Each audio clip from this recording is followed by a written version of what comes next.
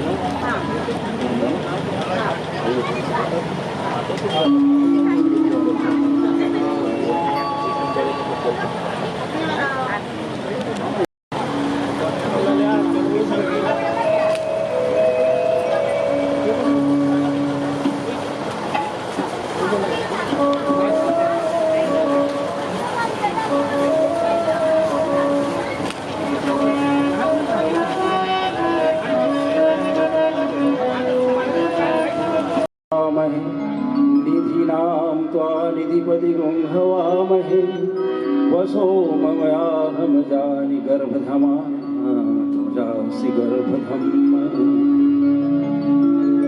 फलादरोष्ठा पूर्णेन्द्र सुंदर मुखादरविंद नेत्रात् कृष्णात् परं किमपि तत्त्वमहं न जाने। प्रेम से बोलिए गजानन स्वामी की, शंकर भगवान की, हनुमत लाल की, बांके बिहारी कृष्ण भगवान की।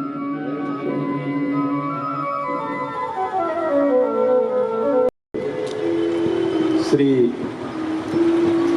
गौरव सन्यासी जी का आकस्मिक निधन आज से 1 वर्ष पूर्व लगभग हो गया था, जिनकी पुण्यतिथि के अवसर पर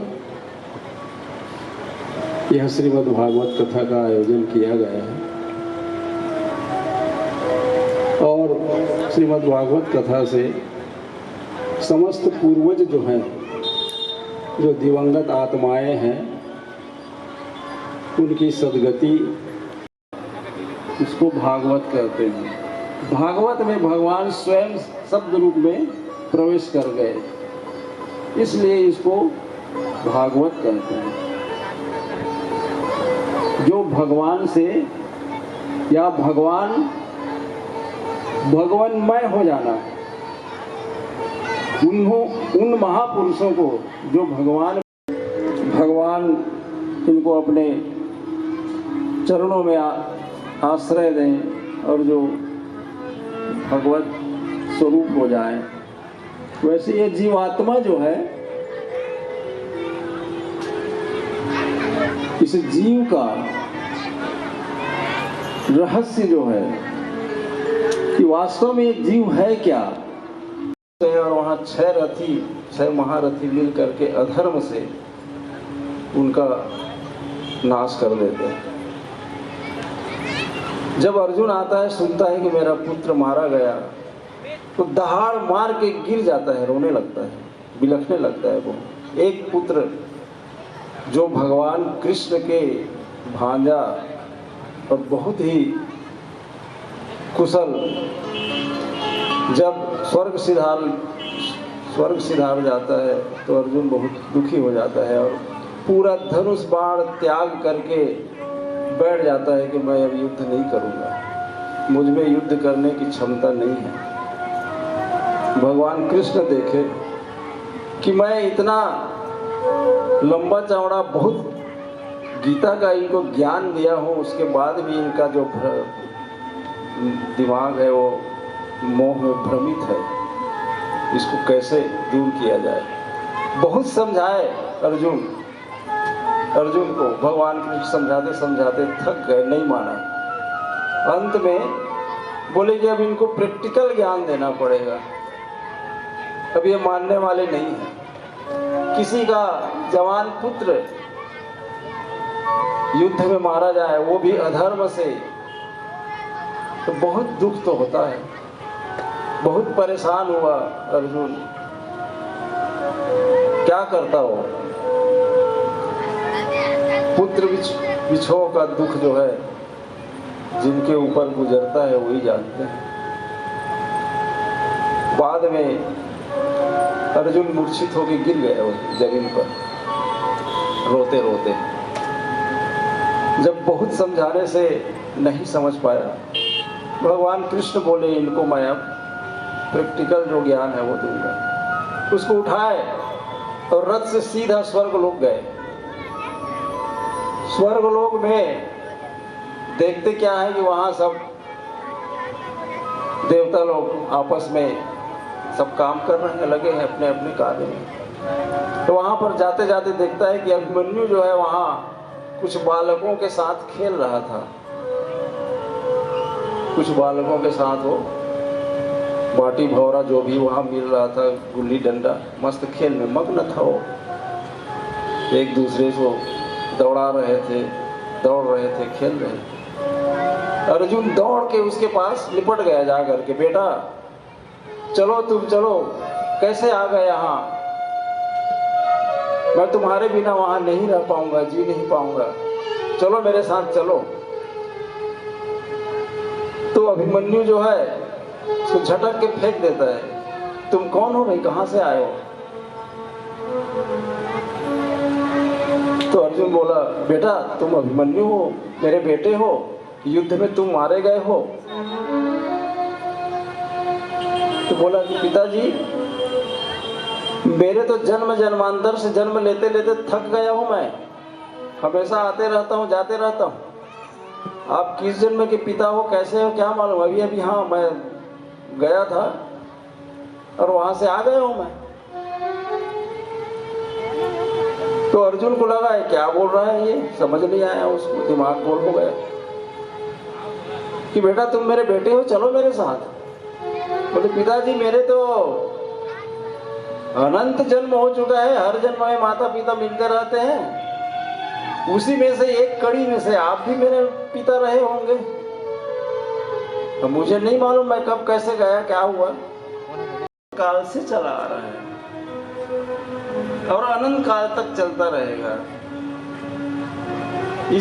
इस विषय में किसी को भी किसी भी प्रकार का चैतन्य ज्ञान जानने के बाद समझ में आने लगता है, तो ये मोह और माया और ये जो नाना प्रकार का जो उलझन है संसार का, ये समझ में आने लगता है। समझना जरूरी है, समझना ही है। नहीं समझे तो जीवन पूरा बेकार गया, समझ लो, मनुष्य जन्म। इसलिए इस शरीर के रहते रहते इस रहस्य को जान लो। संसार में आकर देखता है कि हर जीव जो है एक चींटी से लेकर के सम्राट तक नाना प्रकार के दुखों से ग्रस्त है। तो यहाँ पर भागवत की कथा जो है महात्मा के रूप में सौनक आदि ऋषि जो है नैमिषारण्य में सब इकट्ठे होते हैं। इकट्ठा होकर के सब आपस में सूत जी के पास जाते हैं कि प्रभु आप हमें इस संसार में दुखी प्राणियों की छुटकारा के लिए और परम कल्याण कैसे हो जीवात्माओं का। तो मनुष्य जो है नाना प्रकार के तकलीफों से सब घिरा हुआ है। जिंदगी भर आदमी जो है दुख ही दुख पाते रहता है। कहीं भी अस्पताल में जाकर देख लो, एक से एक बीमार पड़े हैं। ये दुख क्यों होता है इस जीव को? ये दुखों में क्यों घिरा हुआ है? अब इस दुख से निवृत्ति कैसे हो भगवान? हमें कोई मार्ग बताइए, कोई उपाय बताइए जिससे हम इस प्रपंच से, इस संसार सागर के जो थपेड़ा है, लहरा है, इसको झेल सकें और अपने जीवात्मा को उद्धार कर सकें। इसको जानने के लिए और ये लोक और परलोक भी दोनों सुधर जाए। क्योंकि मान लो इस लोक में बहुत सुखपूर्वक जिंदगी जिए और हमने ऊपर के लोकों का निर्माण नहीं, जाने के बाद का निर्माण नहीं किए, जाने की भी व्यवस्था वो भी करते रहना चाहिए। भाई धन संपत्ति दुनियादारी ये सब तो इकट्ठा करते रहते हैं, परंतु लेकर के क्या जाना है उसको संचित करना हम भूल जाते हैं। तो हे भगवान, हमें कोई ऐसा उपाय बताइए कि जिससे इस संसार सागर से भी उद्धार हो जाए और जीवों का कष्टों से जो घिरा हुआ है, दुखों से भरा हुआ है संसार, उस दुख से निवृत्ति कैसे हो। तो इस प्रकार से कुछ ज्ञान की बातें हमें बताइए। तो सूत जी कहते हैं कि ऋषियों, इस संसार सागर में आकर के श्रीमद् भागवत ही एक ऐसा, श्रीमद् भागवत की कथा है जिसे भगवान के चरित्र का वर्णन है और भगवत कथा से उपदेश पूरी भरी हुई है और इसमें इस जीवात्मा का पूरा रहस्य जो है वो खोल के रखता है। मूलतः श्रीमद् भागवत जो है सृष्टि की उत्पत्ति, पृथ्वी कैसे बनी, सबसे पहले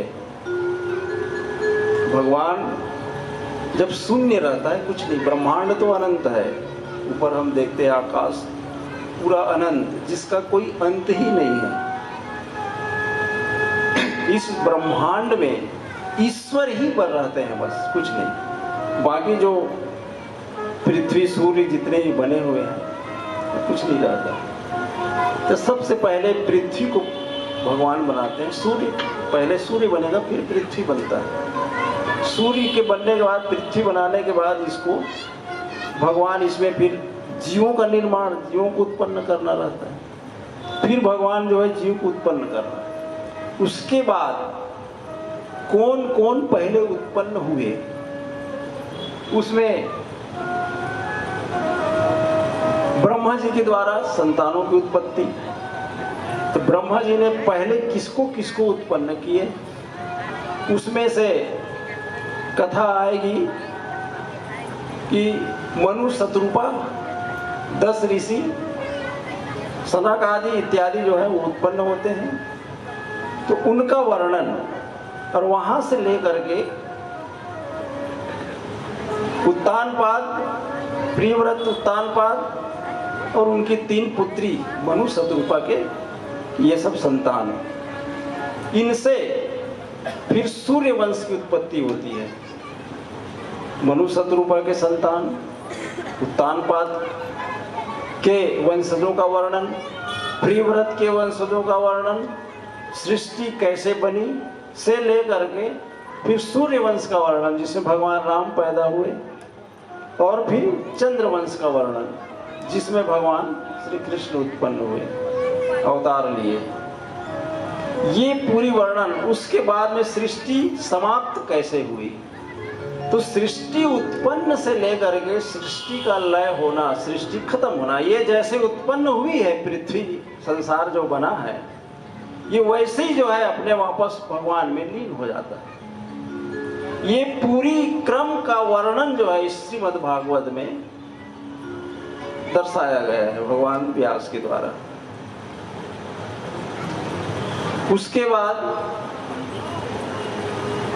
पूरी तरह जीवात्मा का कल्याण कैसे हो, क्या उपाय है, कैसे हम अपने आप को भगवान में समर्पित करें, भगवान को समर्पित करके हम उस परमात्मा तक जाएं, परमात्मा को प्राप्त कर सकें। इस उपाय के लिए क्या क्या करना है, किस तरह जिंदगी जीना है। रामायण जो है क्या करना है ये रामायण सिखाती है, क्या नहीं करना है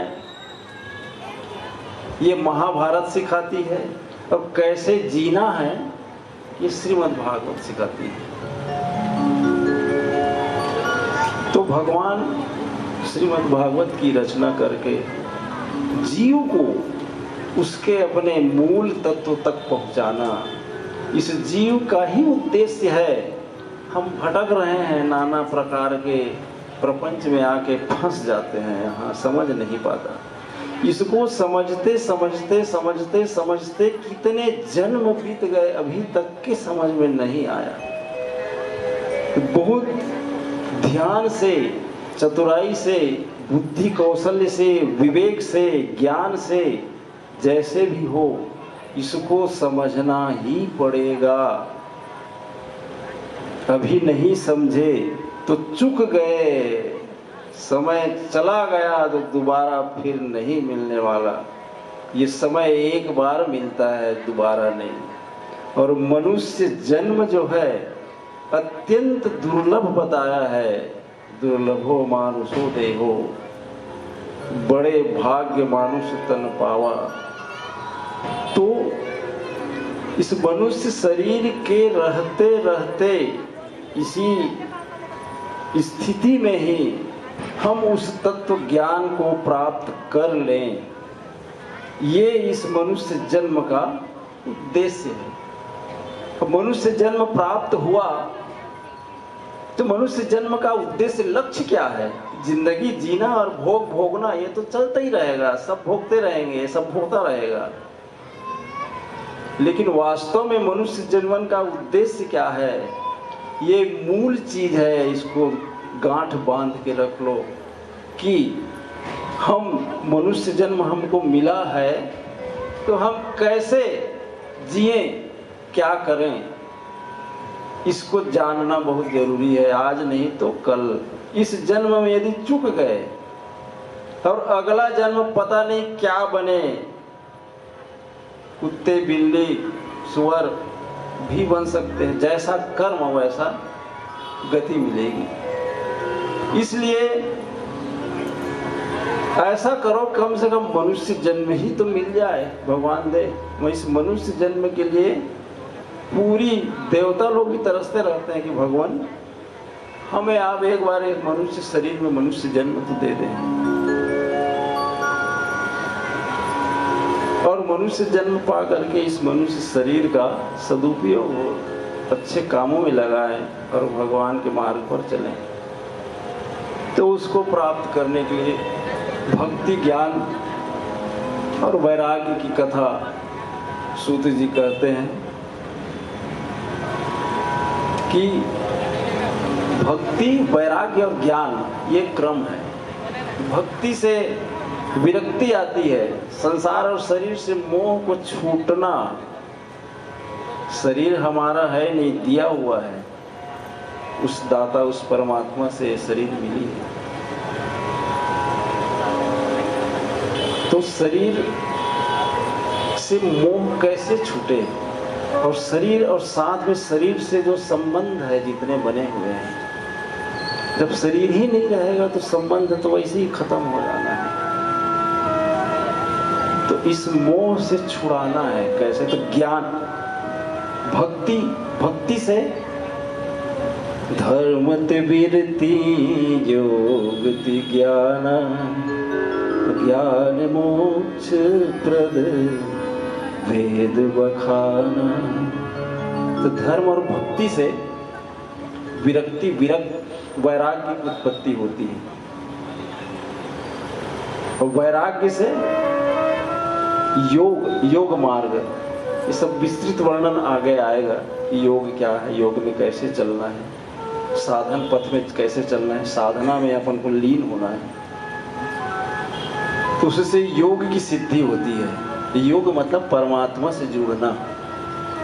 योग ते ज्ञाना, फिर ज्ञान की प्राप्ति होगी, और ज्ञान के बिना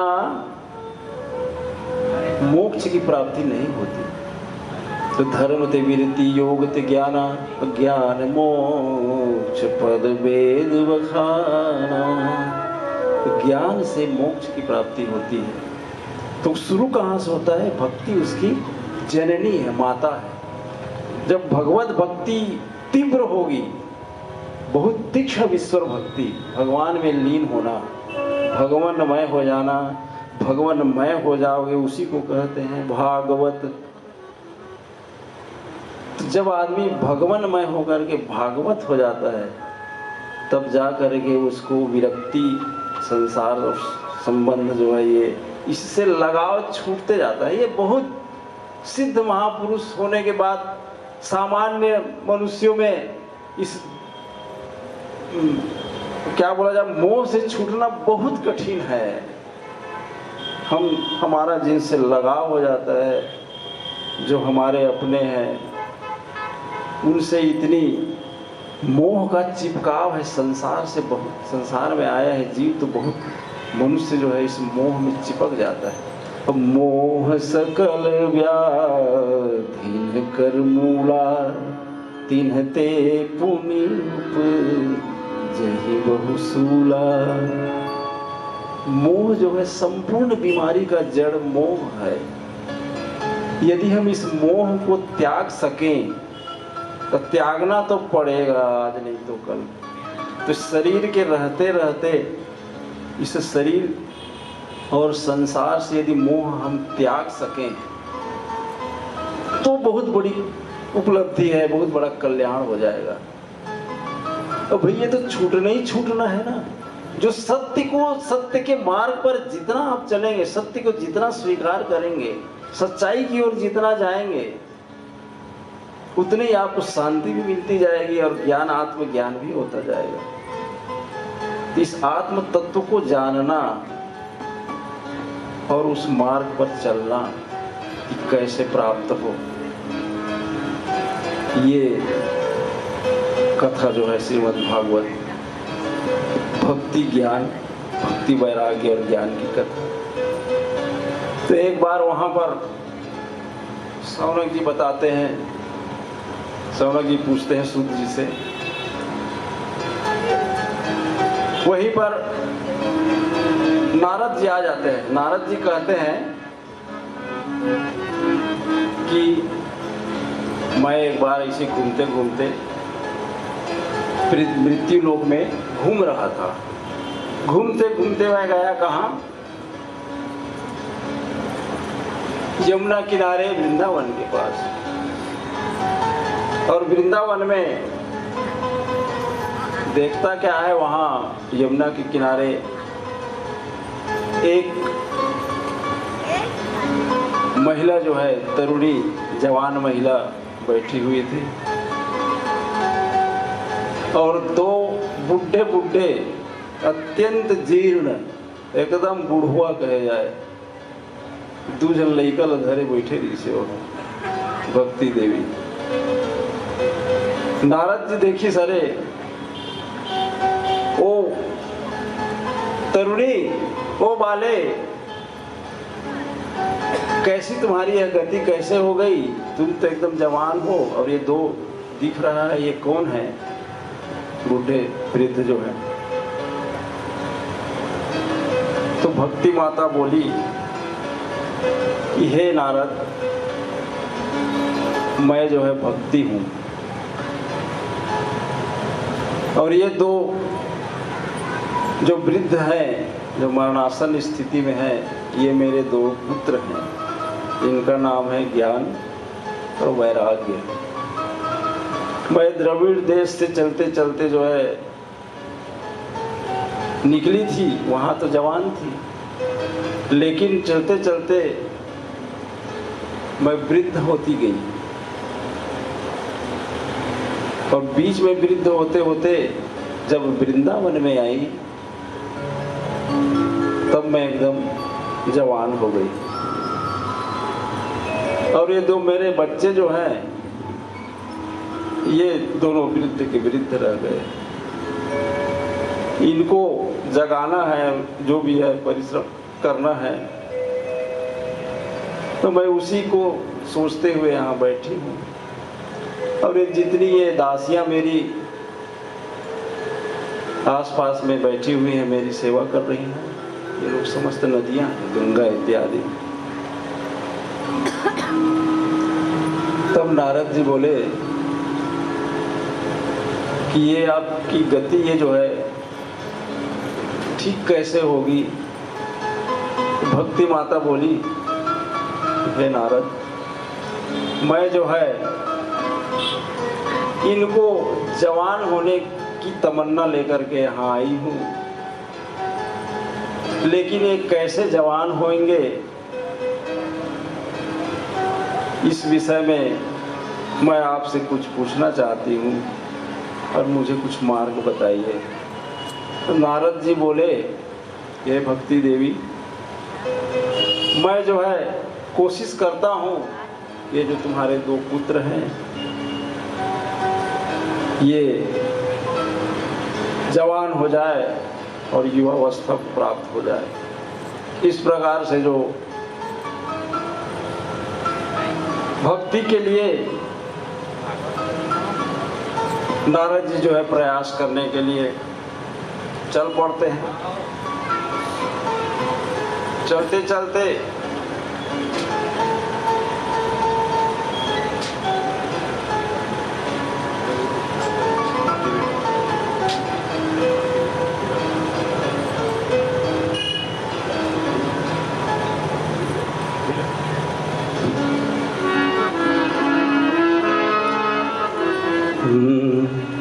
मेरे बांके बिहारी सांवरिया, तेरा जलवा कहाँ पर नहीं है।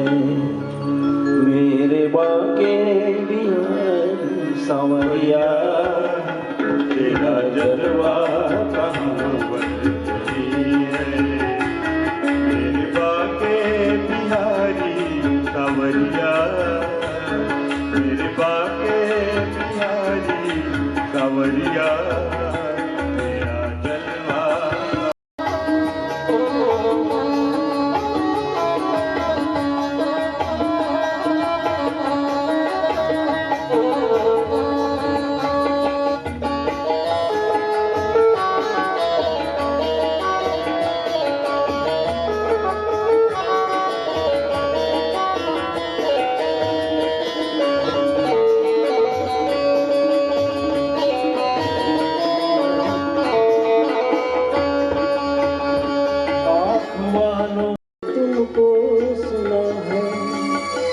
आँख वालों ने तुमको है देखा, कान वालों ने तुमको सुना है।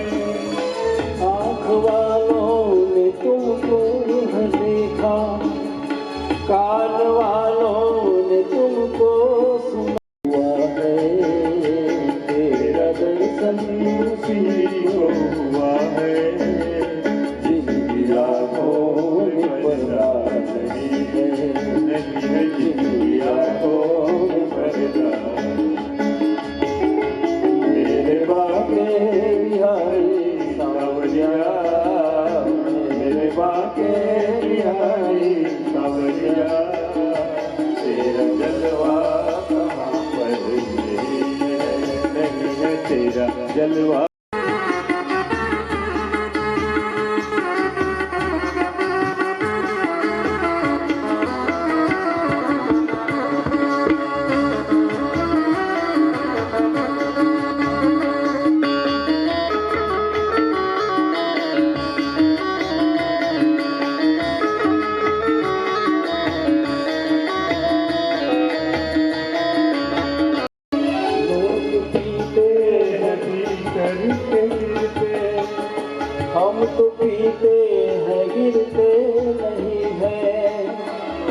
तो पीते हैं गिरते नहीं है, हम तो पीते हैं गिरते नहीं हैं, हम तो दूरी पानी नहीं है।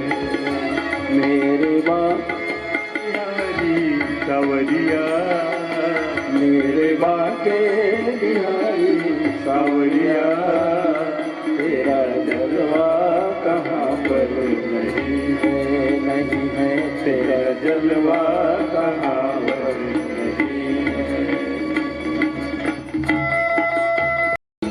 चढ़ जाए तो उतरता नहीं है, चढ़ जाए तो उतरता नहीं है,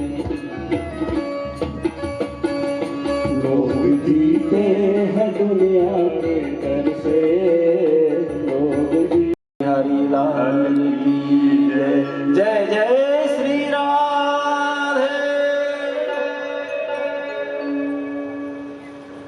तो जब नारद जी जो है भक्ति के दुख दूर करने के लिए प्रयास करने में जुट गए हो और चिंतित होकर घूमने लगे, घूमते घूमते घूमते वो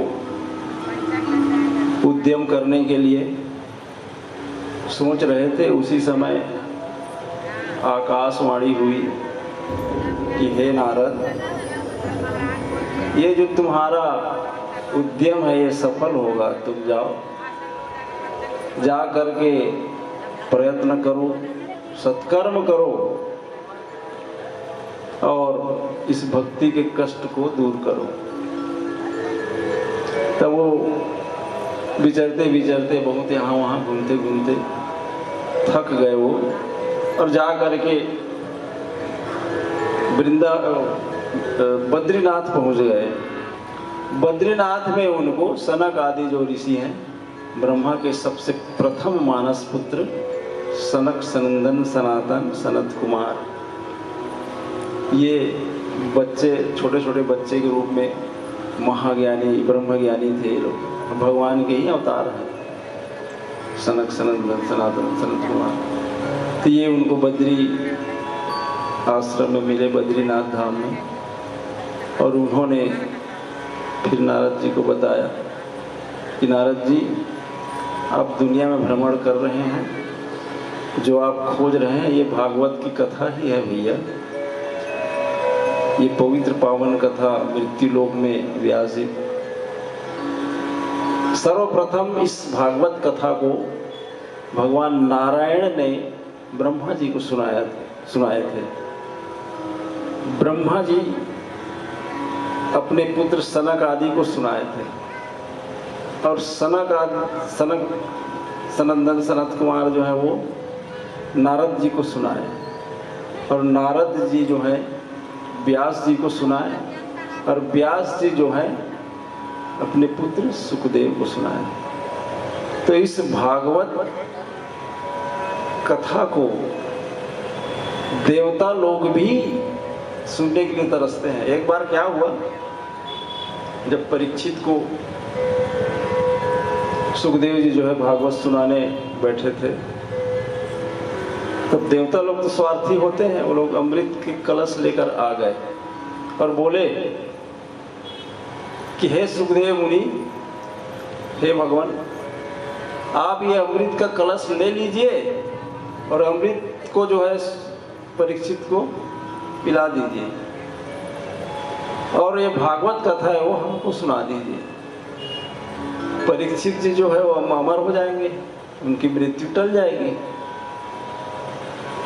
और भागवत का कथा जो है हम लोग ले लेंगे।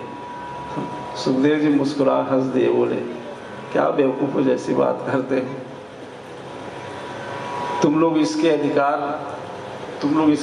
अनधिकारी हो, तुम लोग इस भागवत कथा को सुनने के अधिकार तुम लोगों को नहीं है, नहीं दूंगा, ये अमृत कलश ले जाओ तुम ही लोग इसको पियो। बोले परीक्षित जी को मैं भागवत कथा ही सुनाऊंगा। तो भागवत कथा से सुनने से इसको मनुष्य जो है ज्ञान की प्राप्ति अवश्य होगी। इसमें ऐसा उपदेश है, ये अंतरात्मा को जगाता है, ये आदमी सोया हुआ है। इस संसार में जो मनुष्य पैदा हुआ है वो सोया हुआ है, इसको जगाना है। तो जगाने का काम ऋषि मुनि महात्मा संत गुरु और ये जितने भी कथाएं हैं पुराण हैं नाना प्रकार के शास्त्र हैं ये सब बने हुए हैं।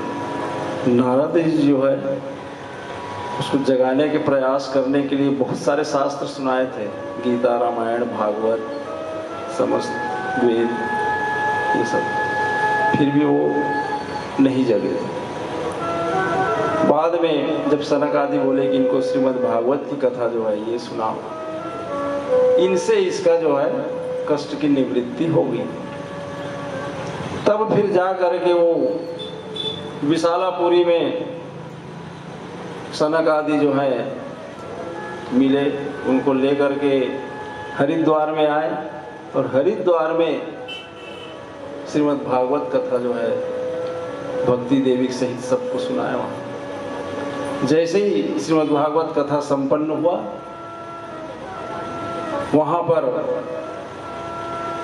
ये दोनों एकदम तरुण अवस्था में जाग करके भगवान का भजन करने लगे। तो ज्ञान और वैराग्य जो है वहाँ जागृत हो गए, जाग करके वो बैठ गए और हे कृष्ण गोविंद हरे मुरारे, हे नाथ नारायण वासुदेव, इस प्रकार से भगवत भजन में लीन हो गए वो। तो भक्ति ज्ञान और वैराग्य जो है ये और कहीं नहीं, अपने अंदर में जगाना है वो। ये एक रूपक है, भक्ति का स्वरूप बना दिया गया ज्ञान का वैराग्य का। वास्तव में भक्ति ज्ञान और वैराग्य अपने अंतरात्मा में जगाना है, अपने अंदर में जगाना है और अपने भक्ति ज्ञान वैराग्य को जगा करके उस परमात्मा तक ये पहुंचा सके। ये जो मार्ग है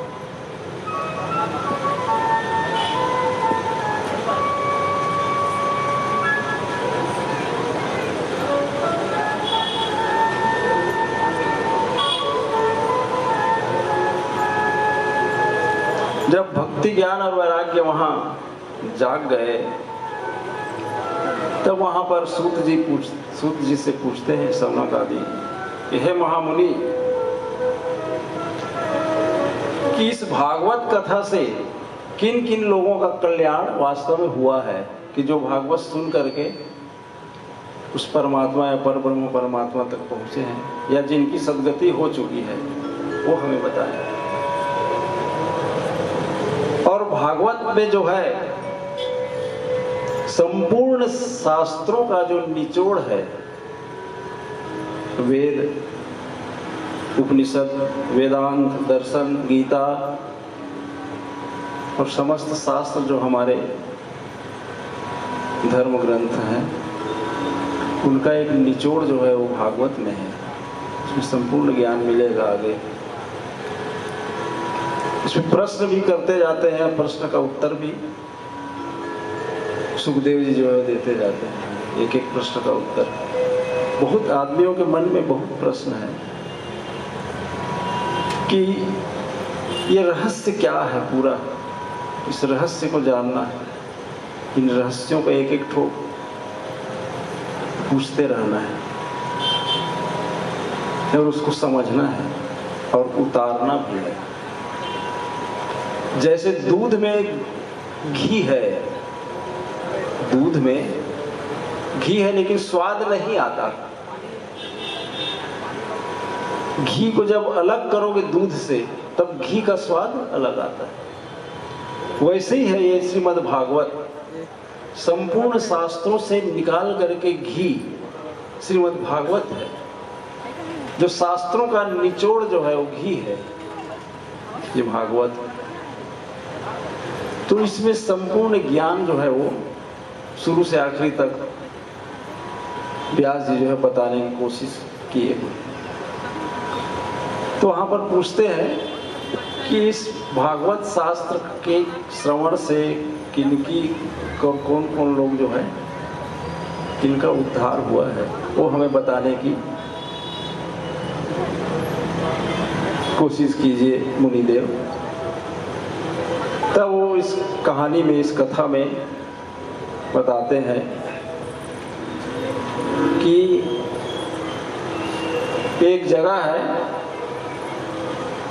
वहाँ आत्मदेव नाम का एक ब्राह्मण रहता था। तो आत्मदेव नाम का ब्राह्मण जो है बहुत ज्ञानी महात्मा, अपने कर्म कांड में लगे रहते थे। उनको एक भी संतान नहीं था, उन्हें संतान थे बेचारे, संतान के बिना दुखी थे वो। तो उस दुखी स्थिति में परेशान होकर के वो आत्महत्या करूंगा ऐसा करके वो जंगल की ओर निकल जाते हैं। तो जब जंगल जाते जाते एक तालाब के पास वो पहुंचता है, तो वहां पर एक सन्यासी जी जो है वो पानी पीने के लिए उस तालाब के पास आता है।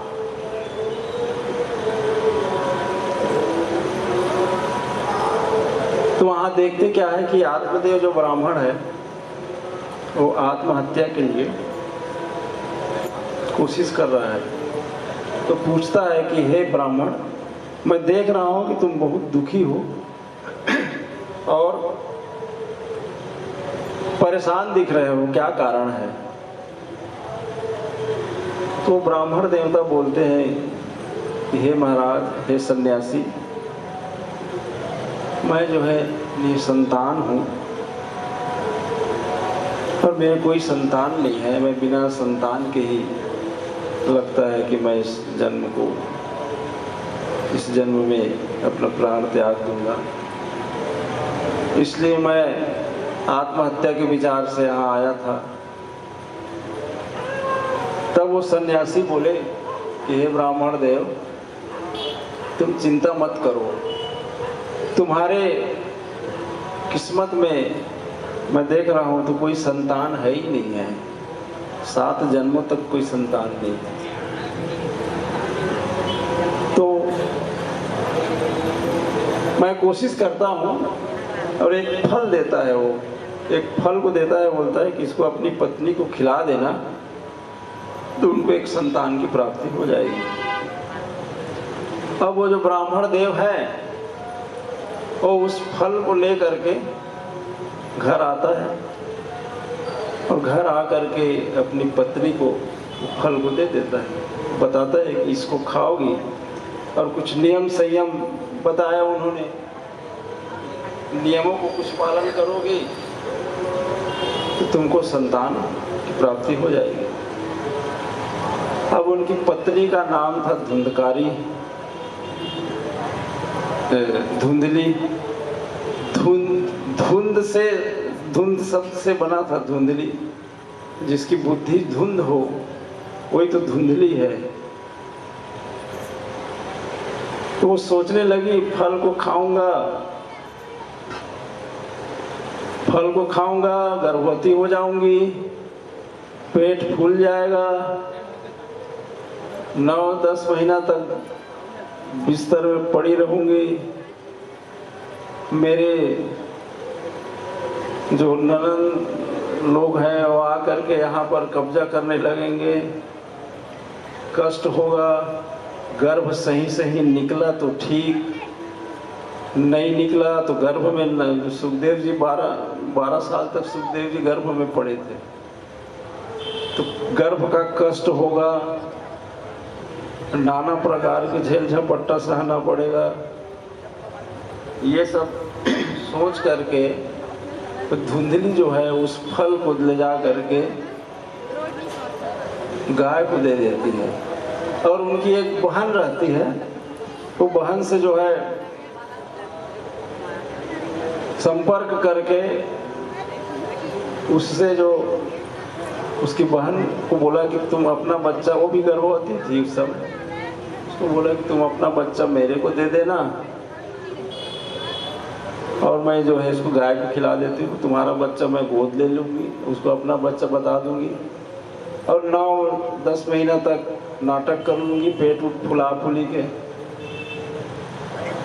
और तुम्हारे बच्चे को मैं पालन पोषण करूँगी। इस प्रकार से वो फल को गाय को खिला देती है और नकली ढोंग करने लग जाती है कि मैं गर्भवती हो गई हूँ।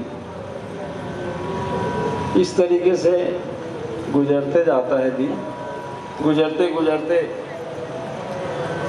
समय आता है तो उसके बहन का एक बच्चा पैदा होता है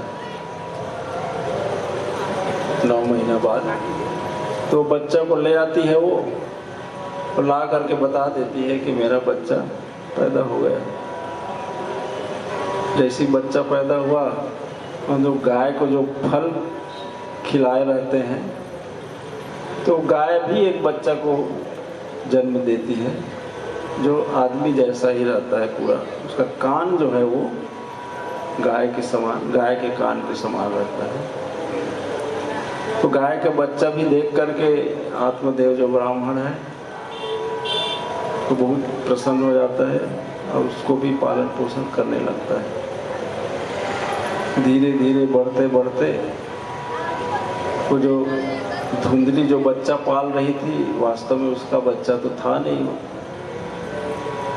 उसकी बहन से लाया हुआ बच्चा था। और यहाँ पर जो गाय का जो बच्चा था जिसका कान जो है गाय के समान था उसका नाम गोकर्ण रखा और गोकर्ण को भी पालन पोषण करने लगा।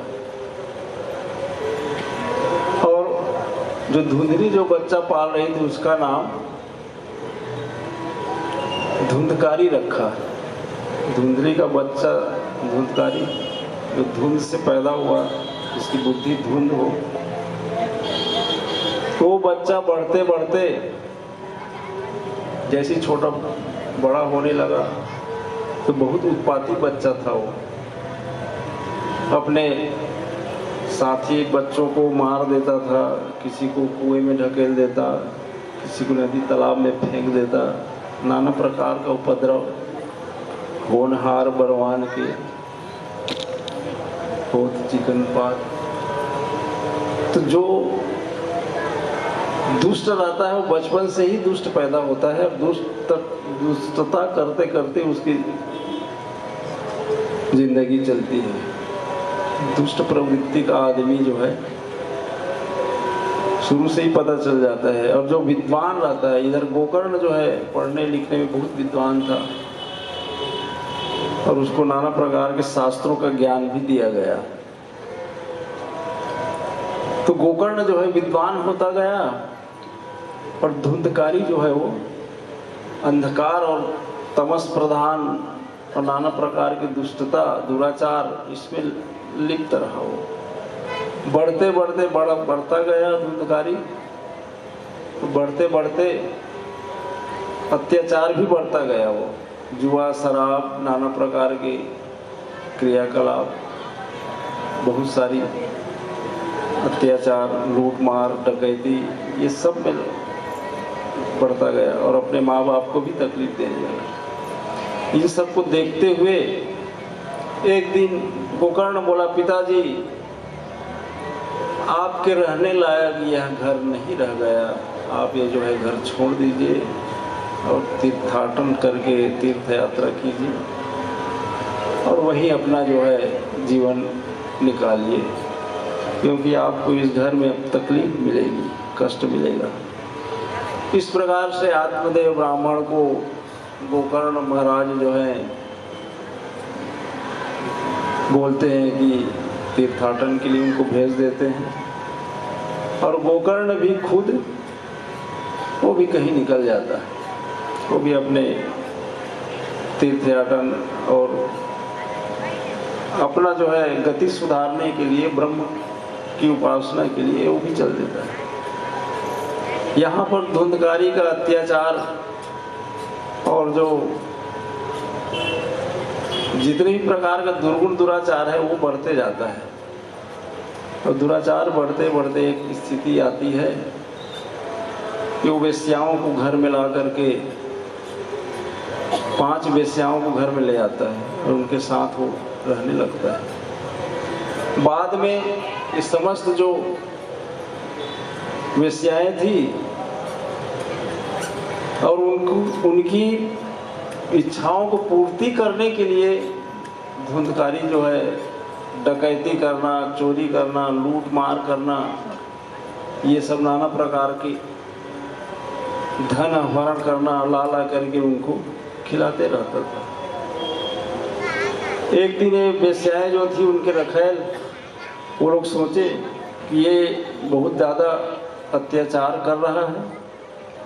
एक दिन इसको राजा के सैनिक जो है पकड़ के ले जाएंगे और अंदर फांसी उस पर लटका देंगे, मर जाएगा और हम लोग जो है इल्जाम हम लोगों के ऊपर लग जाएगा, इसलिए इसको हम लोग यही मार देते हैं और इसका धन वन को ले करके भाग जाते हैं। तो एक रात में वो 5 जो की वेश्याएं थी उसको फांसी दे के मार देते हैं, गला दबाकर, और कुछ बचा हुआ समझते हैं कि शायद जीवित हो, तो पूरे उसके मुंह में जो है आग पूरा डाल देते हैं, वो ख़त्म हो जाता है और वो वेश्याएं जो है भाग जाती हैं। जब ये सब देखते हैं कि धुंधकारी मर गया, मारा गया, उसके बाद में वो भयानक प्रेत बन जाता है वही। कुछ दिनों बाद में गोकर्ण आता है घूमते घामते और देखता है कि धुंधकारी जो है प्रेत बन गया। तो जब वहाँ अपने घर में जाता है गोकर्ण, तो उसको भयानक रूप दिखता है चारों तरफ, और वो देखता है तो समझ जाता है। धुंधकारी जो है प्रेत रूप में गोकर्ण को के पास आकर के गिड़गिड़ाता है कि भैया मेरा उद्धार करो, मैं जो है प्रेत योनि में भटक रहा हूँ, मेरी दुर्गति हो गई है। इस प्रकार से प्रार्थना करता है। प्रार्थना करते करते फिर वो गोकर्ण जो है उसके उपाय सोचने में लग जाता है कि इसका कैसे उद्धार हो और प्रेत योनि से मुक्त हो जाए।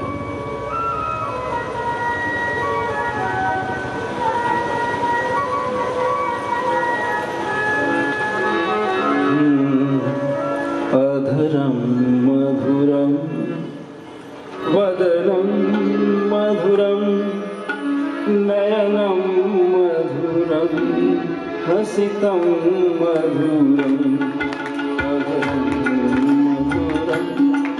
वदनम मधुरम नयनम मधुरम हसितम मधुरम मधुरम वदनम मधुरम नयनम मधुरम हसितम मधुरम वदनम मधुरम नयनम मधुरम हसितम मधुरम अधरम मधुरम वदनम मधुरम नयनम मधुरम हसितम मधुरम हृदयम मधुरम गमनम मधुरम हृदयम मधुरम गमनम मधुरम मधुराधिपतेरखिलं मधुरम मधुराधिपतेरखिलं मधुरम अधरम मधुरम वदनम मधुरम नयनम मधुरम हसितम मधुरम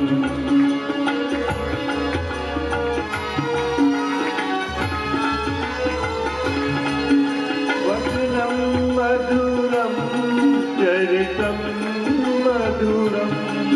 वचनं मधुरं चरितं मधुरं वचनं मधुरं वलितं मधुरं चरितं मधुरं द्रवितं मधुरं चरितं मधुरं भ्रमितं मधुरं मधुराधिपते रखिलं मधुरम् अधरं मधुरं वदनं मधुरं नयनं मधुरं हसितं मधुरम्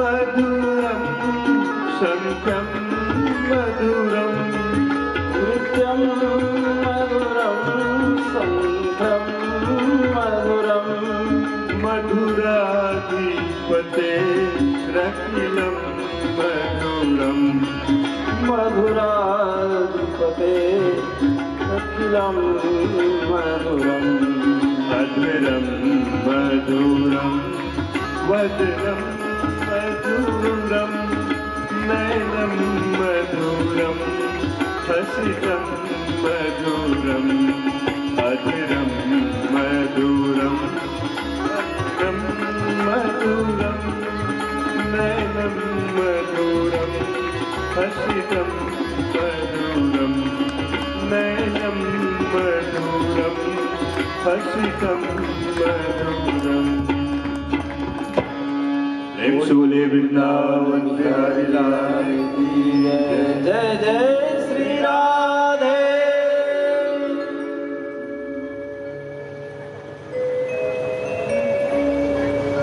उसके बाद गोकर्ण महाराज जो है उनके कष्ट निवृत्ति के लिए प्रेत योनि से मुक्ति के लिए प्रयत्न करने के लिए निकल पड़ते हैं और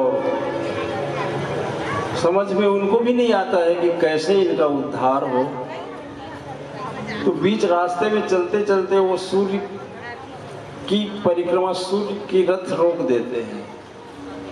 तब वहां पर सूर्य भगवान जो है उनको बताते हैं कि हे गोकर्ण देव, तुम भी जो है जा करके श्रीमद् भागवत की कथा जो है वहां सुनाओ, ताकि जो तुम्हारा भाई जो प्रेत योनि में है पड़ा हुआ है उसको उसकी मुक्ति हो सके। तब वहां पर आते हैं गोकर्ण, आ करके एक जो वैष्णव ब्राह्मण है उनको यजमान बना करके फिर उनको जो श्रीमद् भागवत की कथा पूरा सुनाते हैं 7 दिन। एक आश्चर्य होता है कि जब भागवत कथा चलते रहती है तो धुंधकारी पहले बैठने का स्थान खोजता है, कहाँ जाऊं। तब जा करके उसको एक 7 गांठ वाली बांस मिलती है, तो उस 7 गांठ वाली बांस में जाकर के वो प्रवेश कर जाता है। और जैसे एक एक दिन की कथा संपन्न होती है तो उस गांठ का जो पोर है वो फटते जाता है। एक दिन की कथा में पहला पोर, दूसरे दिन की कथा में दूसरा पोर, तीसरे दिन में तीसरा, चौथा, इस तरह से 7वें दिन जब कथा संपन्न होता है तो वहाँ पर धुंधकारी जो है वहाँ से बाहर निकलता है बांस से, और जैसे निकलता है तो उसके लिए भगवान जो है दिव्य रथ भेजते हैं स्वर्ग से और उनका वो रथ में सवार होकर के वो भगवत धाम की ओर चल देते हैं और उनका उद्धार होता है। प्रेम से बोलिए वृंदावन बिहारी लाल की जय। तो वहां पर शौनक आदि सूत जी से पूछते हैं कि हे मुनि, वहां पर जितने श्रोता थे उनमें सिर्फ धुंधकारी के लिए ही जो रथ आता है भगवान के यहाँ से दिव्य रथ, बाकी लोगों के लिए क्यों नहीं आया? तो वहां पर सूत जी बोलते हैं कि हे ऋषियों, सुनने में भी जो लगन चाहिए, धुंधकारी जो है भूखे प्यासे रहकर 7 दिन तक बिल्कुल मन से अंतरात्मा से जो है भागवत की कथा सुने हैं वो, इसलिए वो जो है मोक्ष मुक्त हुए। और बाकी लोगों का जो सुनना है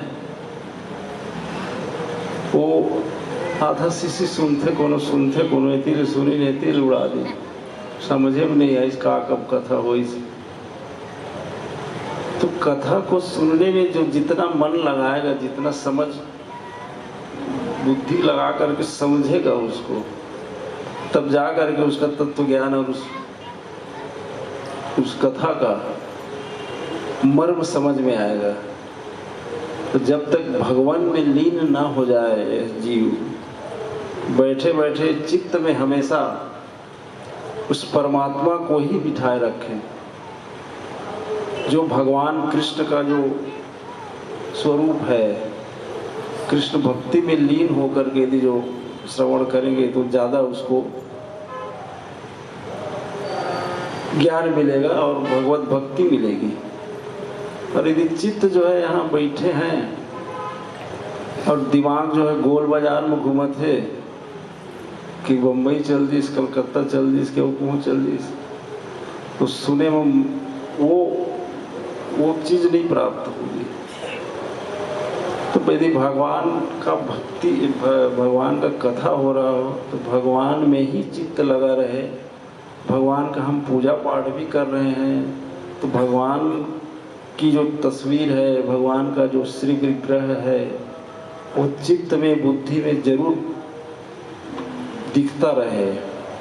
तब अब पूजा पाठ कर रहे हैं, अगरबत्ती जला रहे हैं, नाना प्रकार के कर्म कर रहे हैं और बुद्धि कहीं और घूम रही है, तो वो सच्ची भक्ति नहीं है। अनन्याश्चिन्तयन्तो मां ये जना पर्युपासते तेषां नित्याभियुक्तानां योगक्षेमं वहाम्यहम्।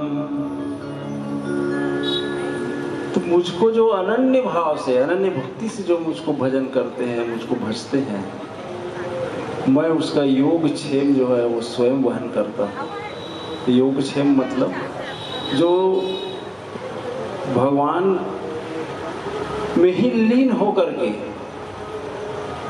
किसी अन्य को ना माने सिवाय ईश्वर के, तो वो उस भगवान की भक्ति में जो लीन रहता है उसका मैं स्वयं रक्षा करता हूँ। जैसे दीपक की लौ योग सेवा वहाँ में हम दीपक की लौ को संरक्षित किए हुए हैं, तो भगवान वैसी, भगवान का हाथ उनके ऊपर हमेशा 24 घंटा करहु सदा तिनकी रखवारी और जिमी बालक राखहि महतारी।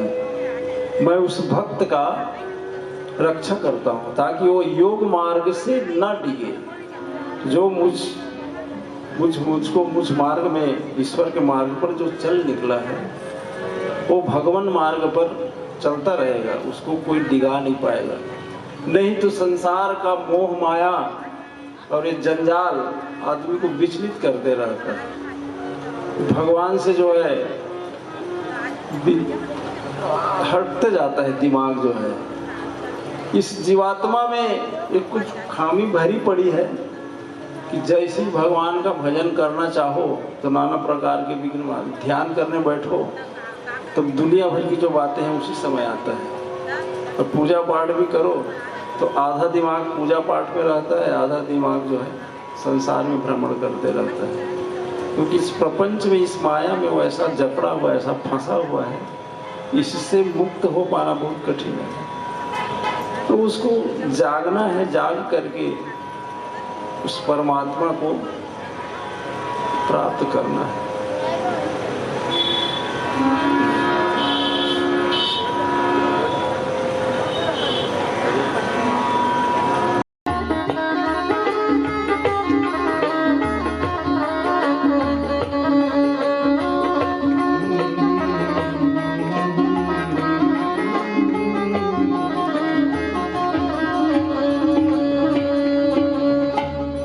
कठपुतली तेरे हाथों की, हम कठपुतली, हम कठपुतली, हम कठपुतली तेरे हाथों की। जैसे मुरलिया वाले जीवन है तेरे हवाले, मुरलिया वाले जीवन है तेरे हवाले, मुरलिया वाले।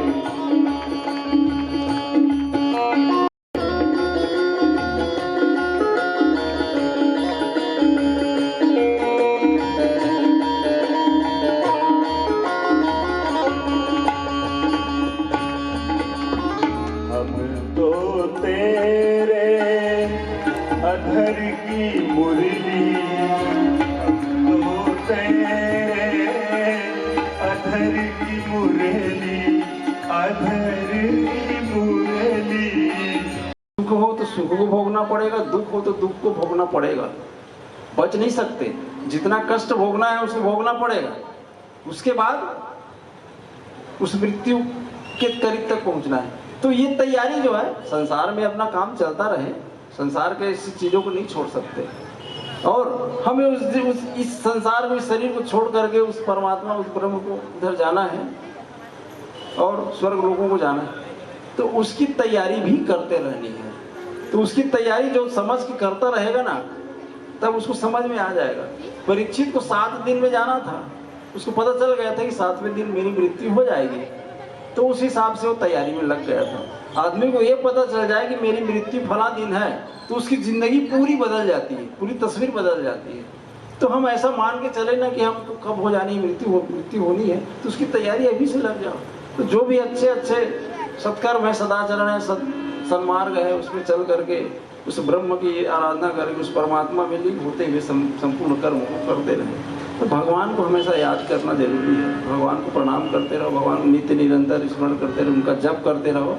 जितना ज़्यादा भगवान में तल्लीनता आएगी, उतनी ज़्यादा मोह माया से छूटता जाएगा और हम मृत्यु के लिए तैयार होते जाएंगे। तो आज कथा जो है, वैसे आज बहुत लेट हो गई, कल से प्रथम दिन जो है थोड़ा सा टाइम तो लगता है, तो कथा यही विराम देते हैं। कल अपन जो है कथा सृष्टि वर्णन, सृष्टि कैसे बनती है, कैसे बिगड़ती है, ब्रह्मा से लेकर के कैसी उत्पत्ति होती है, भगवान कैसे अवतार लेते हैं, कितने अवतार लेते हैं, इस प्रकार से कथाएं जो है कल आपको सुनाई जाएगी। कल सृष्टि वर्णन जरूर सुने, विस्तृत वर्णन। और आज हम यहाँ से कथा विराम देकर के आरती करते हैं। प्रेम से बोलिए वृंदावन बिहारी लाल की जय।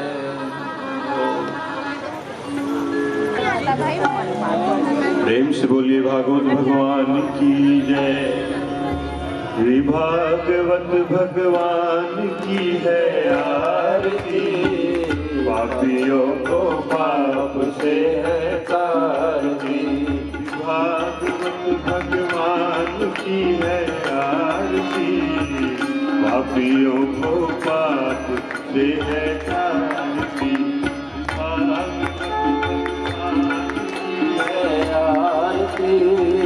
पापियों को पाप से है तारती। ये अमर ग्रंथ, ये मुक्ति पंथ, ये पंचम वेद निराला, नव ज्योति जगाने वाला।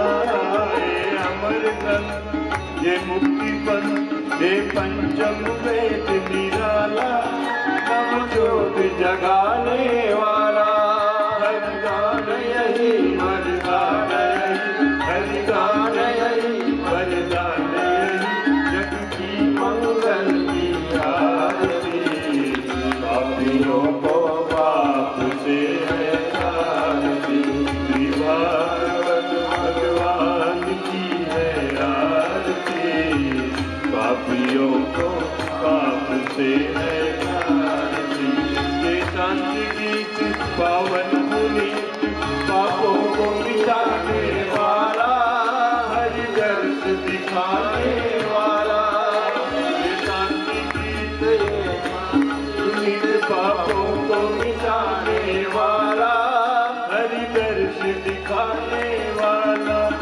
ये सुख करनी है दुख हरनी है करनी है दुख